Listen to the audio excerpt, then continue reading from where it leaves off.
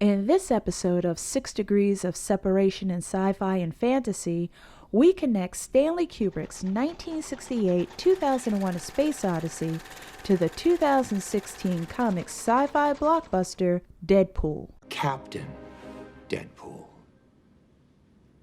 No, just Deadpool. Named the greatest film of all time by the Moving Arts Film Journal in 2010 and selected for preservation by the U.S. Library of Congress, 2001 A Space Odyssey originally had people scratching their heads trying to figure out what it was all about. Written by Kubrick and Arthur C. Clarke, 2001 A Space Odyssey follows the influence of an alien monolith on the evolution of man, and it's also one of the first films to explore artificial intelligence with HAL 9000, the sentient computer on the Discovery 1 spacecraft. I know that you and Frank were planning to disconnect me, and I'm afraid that's something I cannot allow to happen. Because of the initial low box office turnout, MGM planned to pull 2001 A Space Odyssey from theaters, but it was convinced not to by theater owners who noticed more and more young moviegoers coming to see the film, especially for the 5-minute Stargate sequence. Why? Because the effects of psychotropic drugs had on their viewing experience. So depending on how you look at it, this was a good thing for MGM. 2001 went on to become the highest-grossing North American film in 1968. It accumulated 13 Oscar nominations and won 1 for special effects. The winner is Stanley Kubrick. Mr. Kubrick unfortunately cannot be with us tonight, so we'll have his Oscar delivered to Mars, where he is scouting locations for 2002 Space Odyssey Revisited. Even though Kubrick was named sole winner, many technicians were credited for the award-winning effects, including our first degree of separation, 2001 A Space Odyssey's special photographic effects supervisor, Douglas Huntley Trumbull. Trumbull is known for his groundbreaking effects in film, but it was in the late 70s and early 80s when Trumbull patented a cinematic process known as show scan that combines a large format film with a high-speed frame rate. But things took a different turn for Trumbull's show scan. Instead of being used for films released in theaters, it was used for show ride films. Visual effects run in the Trumbull family. Douglas's father, Donald, was a visual effects specialist in his own right, with 2 Academy Awards to show for it. The Trumbulls worked together on a couple of films, one of which was Steven Spielberg's 1977 Close Encounters of the Third Kind. Close Encounters of the Third Kind follows Roy Neary, played by Richard Dreyfuss, whose life is turned upside down after he encounters a UFO, and the attempt of scientists to communicate with the extraterrestrials by using lights and sounds. And one of those sounds is our second degree of separation, the 5-note motive composed by John Williams.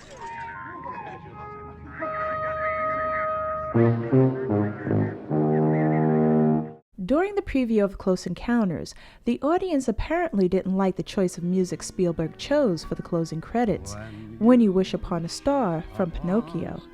He then replaced the song with an orchestral version of the 5-note melody.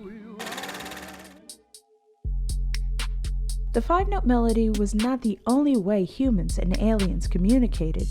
The hand signals used in the film are used to teach the solfege scale.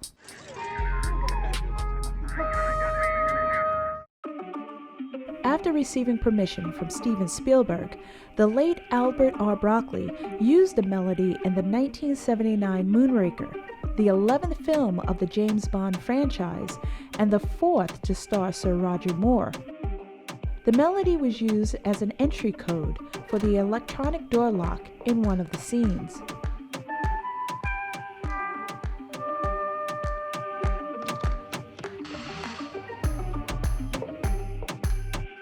James Bond films have been around for over 3 generations, and Moonraker is the only film of the franchise in the sci-fi genre. In Moonraker, James Bond is sent on a mission to investigate the theft of a space shuttle and discovers a plot to wipe out most of the world's population, leaving the left to be controlled by a master race. The shuttle in Moonraker was modeled after NASA's Columbia Space Shuttle. However, at the beginning of filming, NASA had not officially finalized the design, but since there weren't subsequent changes, the shuttle in Moonraker was considered an accurate rendition. As with all James Bond films, Moonraker delivers the action we've come to expect. In the opening scene, James Bond is pushed out of a plane and has to fight for a parachute in midair. And it is in this scene we take our plunge with our third degree, Jack Lombard, Moonraker's skydiving stunt double. In this scene, Jack and the other stuntman, B.J. Worth, wear parachutes concealed under their suit jackets, which have to be removed before the actual chutes can be deployed. Considering the small amount of freefall time, the scene required 88 jumps over a 5-week period to film. Throughout his long career, Jack Lombard has been credited for his work on many films, including the 2001 remake of The Planet of the Apes, directed by Tim Burton, starring Mark Wahlberg. Even though Planet of the Apes was plagued with what some considered a confusing plot and ending, it didn't fall short of stunt-filled scenes. Planet of the Apes earned over triple its budget at the box office and accolades for its makeup and costumes, winning a BAFTA for each. As quoted by the late Roger Ebert of the Chicago Sun-Times, the movie is great looking. The set and locations give us a proper sense of awe. And that proper sense of awe is what leads us to our fourth degree of separation, Lake Powell. The second largest man-made reservoir, Lake Powell was formed in the late 50s, early 60s after a newly constructed Glen Canyon Dam backed up the Colorado River and flooded the Glen Canyon. Lake Powell stretches 186 miles from North Arizona to southern Utah and today is one of the major vacation spots in the U.S., attracting 2 million visitors a year. In 2016, the space station, with the use of the EarthCam, took this picture of Lake Powell. The EarthCam, which is part of the Sally Ride EarthCam program, is designed to teach middle school students around the world about the Earth from the perspective of space. With its steep sandstone walls, Lake Powell has become the backdrop for a number of TV shows and films, including Doctor Who, The Planet of the Apes, the 1968 original, and the 2001 remake. It is also the location for the 2012 John Carter, directed by Andrew Stanton, starring Taylor Kitsch as John Carter, and Lynn Collins as the Princess Dejah Thoris. Based on the first book of the Barsoom series, A Princess of Mars, written by Edgar Rice Burroughs, John Carter tells the story of a former Civil War captain who is transported to the planet Barsoom and finds himself in the middle of a centuries-old war between the two cities of Helium and Zodanga. You will fight for us! And a plot of the Therns to bring the world of Barsoom to its doom. There are a number of familiar faces of sci-fi and fantasy that can be found in John Carter. But it is Taylor Kitsch and Lynn Collins who, as mutants, starred in the 2009 X-Men Origins Wolverine. However, it was Wolverine, played by Hugh Jackman, who caught the eye of Lynn Collins' character, Kyler Silverfox.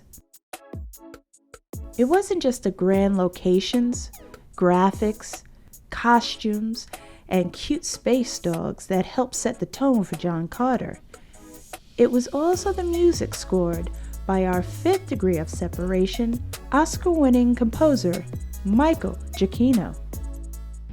Michael Giacchino may not be a familiar name to most sci-fi and fantasy fans, but his music has made an impact on video games, movies, and TV shows, with 5 Annie Awards, a Primetime Emmy, Golden Globe, 3 Grammys, a BAFTA, and an Oscar to show for it. In the late 90s, Steven Spielberg hired Michael to compose the music for the Lost World Jurassic Park video game, which became the first PlayStation game to have a live orchestral score. Between 2008 and 2013, Michael Giacchino composed music for 74 episodes of the hit sci-fi TV show Fringe, created by J.J. Abrams, Alex Kurtzman, and Roberto Orci. For 5 seasons, Fringe exposed mysteries of the unexplained and parallel universes with the help of Fringe Science, The Observer, and Gene the Cow. Is that a cow? Yeah, that's Gene. So before we get into our final degree of separation, let's recap. Let's count them down. Our first degree of separation is show-scan inventor Douglas Huntley Trumbull, who was the special photographic effects supervisor for the 1968-2001 A Space Odyssey and contributing effects specialist for the 1977 Close Encounters of the Third Kind.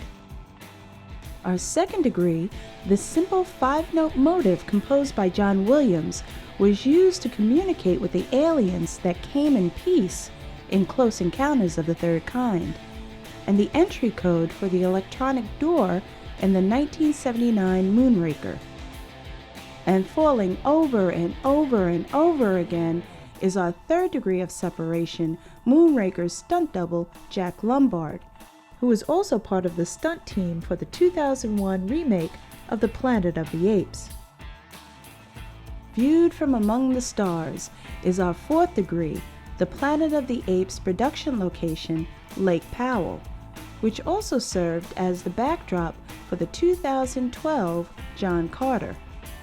And the fifth degree is award-winning composer Michael Giacchino, who composed the music for John Carter and 74 episodes of the hit sci-fi TV series Fringe.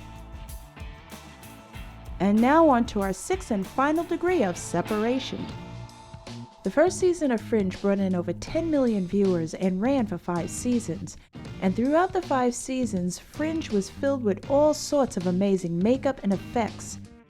And in the 2 episodes Transformation and Bound, we find our 6th degree special effects, prosthetics, and makeup artist, Andy Clement. Andy has close to 40 years of experience as a makeup artist, working on films and TV shows such as Babylon 5, Grimm, Star Trek, Thor: The Dark World, and Guardians of the Galaxy. Andy Clement's family is no stranger to the world of sci-fi. Andy's wife, Lisbeth, as a child, was part of a new world and new civilization explored by her father, William Shatner, Star Trek's Captain Kirk. And in 2010, Andy worked with his father-in-law on a documentary series Aftermath with William Shatner, and on the 2011 documentary The Captains. But it was as prosthetic co-designer, Andy helped give Marvel's favorite mercenary and the bane of Wolverine's existence a new look for the big screen. I know, right? Whose balls did I have to fondle to get my very own movie? I can't tell you, but it does rhyme with Pulverine. Starring Ryan Reynolds, Deadpool is not like any other mutant in the world of Marvel. With his dark and twisted sense of humor, Deadpool holds no punches. Oh, your poor wife! Because of his enhanced cell regeneration, Deadpool tends to walk away from life-threatening injuries. Well, somewhat. Originally introduced to the big screen in X-Men Origins Wolverine, Deadpool was dead set on killing Wolverine, and it took Deadpool 2 to right that wrong and clean up the timeline. Hey, it's me. Don't scratch. Fans have always questioned why Deadpool has been unwilling to be an X-Men. The day I decided to become a crime-fighting shit swizzler who rooms with a bunch of other little whiners at the Neverland mansion of some creepy, old, bald, Heaven's Gate-looking mother. On that day, I'll send your shiny happy ass a friend request.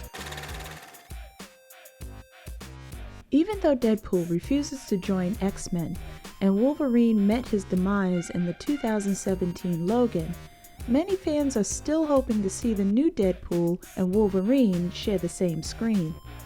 But as Ryan Reynolds stated, it would be kind of hard, wouldn't it? Let's say you have a character who knows he's in a comic book movie. That sort of breaks the fourth wall. Has a tendency to kind of say people's real names instead of their character names. How do you introduce that into another universe that does not do that? So I don't know. I'm not saying that it's not going to happen. I don't know if it's going to happen. I would love to see that. So until that time comes, if it does, I would like to thank you for joining us for another episode of 6 Degrees of Separation in Sci-Fi and Fantasy. And don't forget to subscribe so you can see new episodes as soon as they are posted.